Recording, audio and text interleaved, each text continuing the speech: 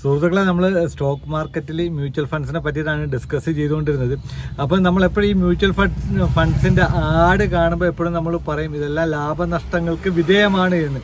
അപ്പോൾ അതാണ് ഈ മ്യൂച്വൽ ഫണ്ട്സ് ആയാലും സ്റ്റോക്ക്, നമ്മൾ ഡയറക്റ്റ് സ്റ്റോക്കിലെ ഇൻവെസ്റ്റ്മെൻ്റ് ആണെങ്കിലും ശരി തന്നെ, അതിനകത്തൊരു റിസ്ക് എലമെൻ്റ് ഉണ്ടല്ലോ.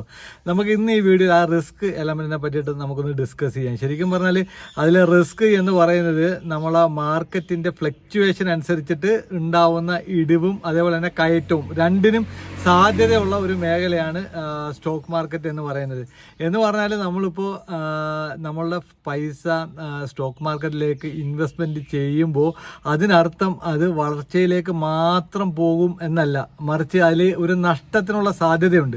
ഇപ്പം തന്നെ നമ്മളെ നാഷണൽ സ്റ്റോക്ക് എക്സ്ചേഞ്ചും NSEയും അതേപോലെ തന്നെ BSEയും അതോടൊപ്പം തന്നെ സ്റ്റോക്ക് മാർക്കറ്റുമായിട്ട് ബന്ധപ്പെട്ടുള്ള റിലേറ്റഡ് ആയിട്ടുള്ള പഠനങ്ങൾ പറയുന്നത് ഇതിൽ ട്രേഡ് ചെയ്യുന്ന 90% ആളുകളുടെയും പൈസക്കകത്ത് അതിനകത്ത് നഷ്ടം സംഭവിക്കുന്നുണ്ട്. 90% ആളുകൾക്ക്, ട്രേഡ് ചെയ്യുന്ന ആളുകൾക്ക്.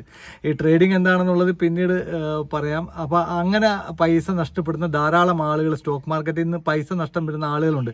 അപ്പോൾ സ്റ്റോക്ക് മാർക്കറ്റ് എന്ന് പറയുന്നത് എപ്പോഴും ഇങ്ങനെ ഒരേ ലെവലിൽ ഇങ്ങനെ വളർച്ച മാത്രം, സാമ്പത്തിക നേട്ടം മാത്രം തരുന്ന ഒരു മേഖലയല്ല, മറിച്ച് അതിൽ എപ്പോഴും അതിന് ഇടിവ് ഉണ്ടാവാറുണ്ട്, അതോടൊപ്പം തന്നെ കയറ്റവും ഉണ്ടാവാറുണ്ട്.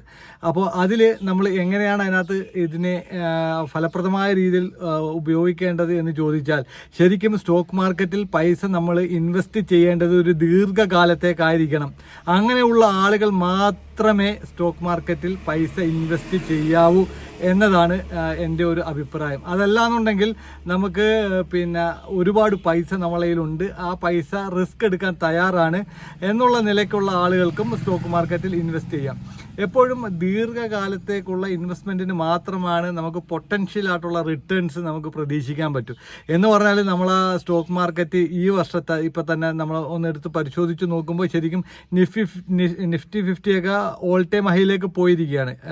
ആ ഓൾ ടൈം ഹൈയിലേക്ക് 26,000 മുകളിലേക്ക് ഇന്നത്തെ പോയ നിഫ്റ്റി 50യുടെ ഗ്രാഫ് നോക്കുമ്പോൾ ഓൾ ടൈം ഹൈക്ക് മുകളിലാണെങ്കിൽ പോലും നമ്മളുടെ പലരുടെയും പോർട്ട്ഫോളിയോ നെഗറ്റീവിലായിരിക്കും. അതിനുള്ള കാരണം എല്ലാ ഇൻഡെക്സും ഒരുപോലെ അല്ല കയറുന്നത് എന്നതാണ്. അതുകൊണ്ടാണ് സ്റ്റോക്കിൽ ഡയറക്റ്റ് ഇൻവെസ്റ്റ് ചെയ്യുന്നതിലും മ്യൂച്വൽ ഫണ്ട് കുറച്ചും കൂടി സേഫ്റ്റി ആണെന്ന് പറയുന്നത്. കാരണം മ്യൂച്വൽ ഫണ്ടിൽ നമ്മൾ ഇൻവെസ്റ്റ് ചെയ്യുമ്പോൾ അതിൽ വിദഗ്ധരായിട്ടുള്ള ഫണ്ട് മാനേജേഴ്സ് അവർ വളരെ ക്ലെവറായിട്ട് എന്ത് ചെയ്യും, ഈ ഫണ്ടിനെ വ്യത്യസ്തമായ സ്റ്റോക്കുകളിലേക്ക് ഇൻവെസ്റ്റ് ചെയ്യും.